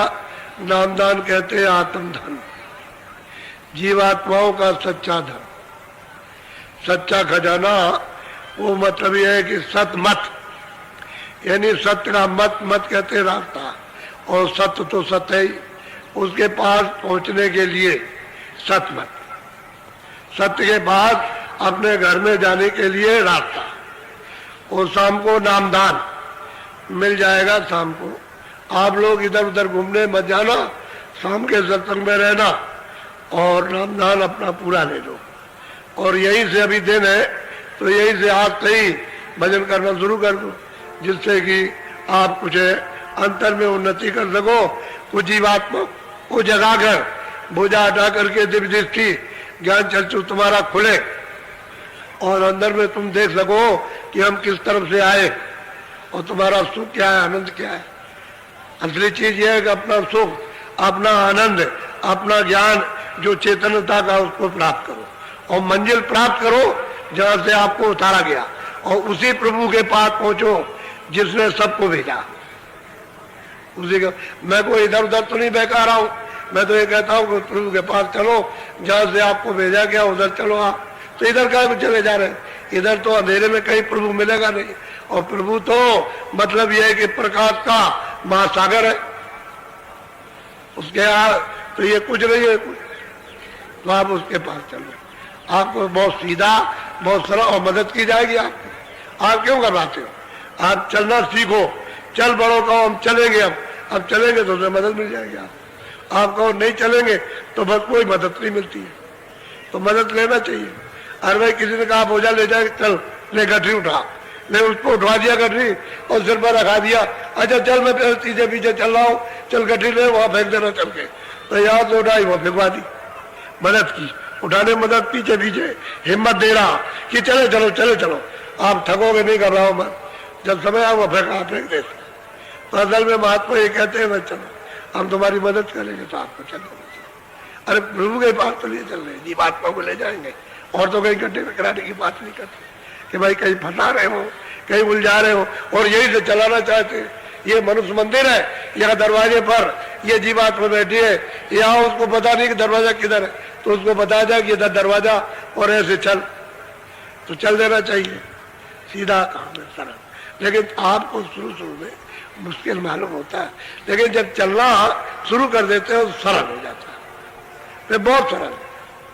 यानी सुगम पंथ मोह पामे प्राणी, सुगम रास्ते से मुझको प्राणी प्राप्त कर लेता है, सुगम रास्ता हो जाता है। मददगार चाहिए, वो भी तो वही से आए और वो कहते हैं तू आया वहां से तो तू अब इधर बिछुड़ गया तो चल वही चल, हम चल तुझको धक्का देंगे, तो उसको ले चलते हैं और बहुतों को पहुंचा है। गोस्वामी जी महाराज ने अपनी उम्र में, मतलब छोटी सी उम्र में बहुतों को पहुंचा दिया, और बाकी तो लोगों को पहुंचाया ही है, बहुतों को, और लोगों को मालूम नहीं कि क्या किया। अभी तो लोग जानते नहीं कि ये कहाँ पहुंचे थे, किसी को नहीं मालूम कि इनको क्या क्या मिला था, ये कुछ नहीं जानते, किसी को पता नहीं है। और जब सुनोगे तो मालूम होगा, यही कहोगे हमको नहीं मालूम, हम ये नहीं जानते, हमने नहीं सुना। तो तुम सुनोगे कहाँ? जब सुनाने वाला कोई नहीं मिला तो आप कैसे सुनोगे कि वो कहाँ पहुंचे थे और कैसे गए थे, और उन्होंने कहा मैं ऐसे पहुंचा हूँ और किसके द्वारा मैं गया हूँ, वो सब बताएंगे। गोस्वामी जी बताएंगे कि मैं ऐसे से गया, इस रास्ते से गया और मैं वहां पहुंचा, जा करके वहां पहुंच गया, वो भी कहेंगे। ऐसा नहीं कि वो नहीं कहेंगे। और साधक भी कहेगा जो पहुंचेगा कि मैं भी इनकी कृपा से पहुंचा, फिर उसको पहुंचाए तो भी कहेगा मैं इनकी कृपा से पहुंचा। तो वो तो एक सिलसिला है ले जाने का सदा का, क्योंकि उसके बगैर तो कोई जा नहीं पाएगा, ये बात है। बोलो जय गुरुदेव। अच्छा देखो बच्चों, पानी वाले, बिजली वाले, जहाँ कहीं भी कमी रह गई हो, वैसे तो आपकी तकलीफ हमारे सिर बात करो, सिर बात। और आप मतलब आपका कार्यक्रम है, आपकी जगह में आपका हूँ, आप हमारे। तो जब घर में बच्चे माँ बाप रहता है तो सब उसी में हिलमिल करके रहते हैं प्रेम के साथ। ये जरूर है कि बाप खिला देगा बच्चों को, तब अपना खाएगा, उसे जो कुछ भी बचेगा तब खाएगा, बच्चों का पेट भर देगा, समझ गए। कोशिश इसी बात की, ऐसे महात्मा हो गया होता भाई, बच्चे हैं, सबको आराम मिल जाए सबको, तो कोशिश करते हैं। तो आपको भी समझना चाहिए कि मेरा घर है, मेरा स्थान है, मैं यहाँ पर आया हूँ। ऐसा नहीं, सबका मान, सबका सम्मान, सबकी देख, सबकी रेख, सबसे मोहब्बत, सबसे प्यार एक तरह, किसी से नहीं ये इसको नहीं उसको नहीं, ऐसा नहीं, ये नहीं होता है किसी तरह का। तो इसलिए आप लोग समझना। और देखो इतना बड़ा जन समूह है, आप ऐसे सड़क पर चलो कि जिससे हमारे कर्मचारी अधिकारियों का नाम बदनाम ना हो। देख के चलो, ये हाईवे है, मोटरें आती हो जाती बराबर निरंतर चल रही है, आ रही है तो क्रॉस करो तो देख के करो, रोक के करो। प्रेमी सत्संगी ड्यूटी लगा करके रहे, इधर भी रोक करके रखे, उधर भी सबको निकाल दे, इधर आए उधर चला जाए देख के, ताकि कोई घटना ना होने पाए तो कर्मचारी अधिकारियों का नाम बदनाम ना हो। अपना ये भी ख्याल रखना, ये सब आपका काम, सब लोग अपने ऐसा मान के चलो, सब अपने हम सबके, तो ये ठीक रहेगा, अच्छा रहेगा। तो सब लोग एक नसीहत तो समझेंगे, एक शिक्षा तो समझेंगे कि एक शिक्षा दी जा रही है, उसके अनुकूल तमाम लोग चल रहे हैं। और नहीं तो इतना बड़ा जन समुदाय, वहां भाईवेला मचा देते हैं लोग 10-15 आदमियों में, तो कोई अच्छी चीज है? वहां कोई अच्छा है? 10-15-20 आदमियों के लिए पूरा जिला दौड़ता है और संभाल नहीं कर पाता, और यहाँ इतना जन समूह है। और देखो मतलब ये है कि उनका मान सम्मान और सब कुछ, उनकी देख रेख सबके एक दूसरे की होती रहती है, और सबका सद्भाव एक दूसरे के साथ जुड़ जाता है, ऐसा रखना चाहिए। ये दुकानदार है, इनसे आप कह दीजिए यहाँ कोई एक पैसा नया टैक्स नहीं लेता। अगर किसी दुकानदार को कोई अगर टैक्स लेता हुआ मालूम हो कि मुझसे 2 पैसे भी मांगने के लिए आया, तो मेरे पास फौरन उसको खबर भेजो, समझ गए। कोई टैक्स आपसे नहीं, न बिजली का, न पानी का, और न जगह का। आपने दुकानें लगाई, फ्री लगाई, आप जो दुकान पर इनको अपना सामान दीजिए तो उचित रेट से, ताकि समझे ये कि नहीं शहर में ऐसा नहीं मिलता है, यहाँ चीज मिलता है, इनकी भावना अच्छी रहे। तो यहाँ कोई टैक्स नहीं लगता। और बात यह है कि मान लो कि 20,000 आदमी आ गए, तो मेरे पास तो इतनी जगह है नहीं है जितने रहोगे उतनी जगह ले जाओ सिर माथे। हम तो खुद ही इंतजाम, मिट्टी हजारों आदमी रोज आज 2 महीने से लगे हुए डाल रहे, इस सड़क को इतना चौड़ा किया, सब कुछ उधर बनाओ इधर, ये सब कुछ किया तो इन लोगों के लिए कि भाई ये लोग आएंगे आराम से अपना अपनी दुकान लगा दे, अपने लोगों के लिए भी, वो भी रहे ये भी रहे, वो भी फायदा करे उनको भी फायदा हो जाए। तो हम तो सबका ख्याल रखते हैं। लकड़ी बिक जाती है, कंडे बिक जाते हैं, दूध बिक जाता है, ये बिकता, सब्जी बिकती है, ये सब चीजें जो मोटी मोटी है ये, और बाकी जो शरीर इस्तेमाल की वो सब बिक जाती है। यहाँ सब चीज बिकती है, सबका भला होता है, सबका लाभ होता है। यहाँ कोई ऐसा नहीं जो ये कहता हुआ जाए कि मेरा लाभ नहीं है। अब 1 दिन 2 दिन के लिए रहे तो मतलब ये फिर तो मेरा टूट जाता है। चल देते हैं लोग, चलने में फिर चल पड़ते हो, लेकिन फिर भी तुमको फायदा ही हो जाता है। सब लोग एक दूसरे के साथ सहानुभूति रखो, सबके साथ बोलो जय गुरुदेव। देखो 28 और 29 की रात को 12:05 पर भंडारा शुरू होता है, पूजन, और उसका जो प्रसाद मिलेगा वो असली भंडारा है, असली प्रसाद आपको मिल जाएगा। वो बड़े काम की चीज है, उसको आप रखो बराबर और काम में लेते रहो अपने घर में। लेकिन जब इधर उधर कहीं चला जाए और चूहे फुए ले जाए और कोई उसको समझ के कुछ रखा खा ले तो अब वो तो आपकी जिम्मेदारी, आप नहीं रख सके तो आप जानो। लेकिन ये है, ये प्रसाद है, ये संकल्प किया होता है, ये आधार बनता है कि कभी जरूरत आ जाए तो कुछ फायदा कर जाएगा। कुछ तो इस्तेमाल के लिए पेट भर लो तो उससे कुछ नहीं, पेट भरो, लेकिन मतलब यह है कि वो नहीं, ये जरूरत वक्त के लिए। फिर जो बनेगा खाना वो तो एक ही वक्त में, दूसरे वक्त में खराब हो जाएगा, लेकिन ये रहेगा आपके साथ। इसमें कभी घटने लगे तो थोड़ा सा और लेकर के उसमें डाल लो तो वैसे ही हो जाएगा। बस फिर साल भर या होली में या आपके गुरु पूर्णिमा में या साधना के समय जब कभी कोई कार्यक्रम हुआ तो ताजा करा लिया, तो आधार बना रहता है कि बाबा जी ने वक्त जरूरत के लिए हमको एक चीज दे दी है तो उसका प्रयोग कभी कभी करते रहा करो। हर वक्त नहीं कि बच्चे को टट्टी करा दीजिए, पेशाब करा दीजिए, ये करा दीजिए, वो ये नहीं, जरूरत वक्त के लिए। जब कोई दवा दारू यदि मतलब कहीं न रहे और कोई ना हो और से समय में अकल काम न करे कि क्या करे, तब फिर उसको दे दो तो आपको सहारा दे देगी। बोलो जय गुरुदेव। अच्छा देखो मेरी बात सुनो, लोग बहुत आ गए, गन्ना पूरा पड़ेगा नहीं। अगर ये खाने के लिए एक गन्ना भी ले लेंगे तो पूरा नहीं पड़ेगा, इसमें आधे से ज्यादा रह जाएंगे। तो आप लोग 1000 आदमी वहां पूरब में इधर इस तरफ में आश्रम के अंदर पीपल है उसके अंदर चले चलो, 1000 आदमी गन्ना कटवा दो और कटवा करके ताकि जल्दी से आ जाए फौरन। इसमें ढील मत रखना, क्योंकि वो जो बांटने वाला काटने वाला उसको उसका ज्यादा लाभ, और तुम नहीं समझते हो उसको। अब मैं क्या करूं, मैं एक एक बात बताता फिरूंगा तो उसको लाभ ज्यादा, क्योंकि वो काट करके लाएगा, लोगों को पहुंचाएगा, वो सेवा करेगा। ये सेवा, ये सेवा है, इसी को पर सेवा कहते हैं, अपनी सेवा नहीं दूसरे। तो आप चले चलो 1000 आदमी और वहां लोग रहेंगे और वहां वो बताएंगे फर्श काटने से, और उसकी पत्ती अत्ती निकाल कर अलग कर दीजिए और बस उसको बताओ कि बस एक जगह जगह जगह इकट्ठा करके अभी आता लोगों को दे दिया जाएगा। इतना याद रखो, गन्ना खाओ, एक बार नाश्ता मत करो, पहले चाय भी मत पियो, पहले यही चाय बन जाएगी, आप पियो तो जरा सा, चाय यही बन जाएगी, आप घबराइए नहीं, ये चाय और कुछ बन जाएगा। तो देखो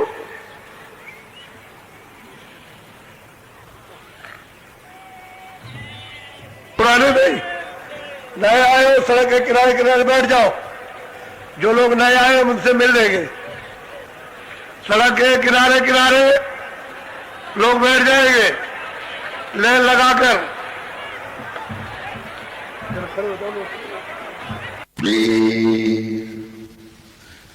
26 नवंबर 1991 भंडारे के पावन पर्व का सुबह का सत्संग सुनिए जाए। गुरुदेव रिकॉर्ड करता महेश भाई इंदौर वाले, सुपर रिकॉर्डिंग कैसेट हाउस। जय गुरुदेव। सही रिकॉर्डिंग के कैसे महेश भाई इंदौर वाले से खरीदिए। जय गुरुदेव।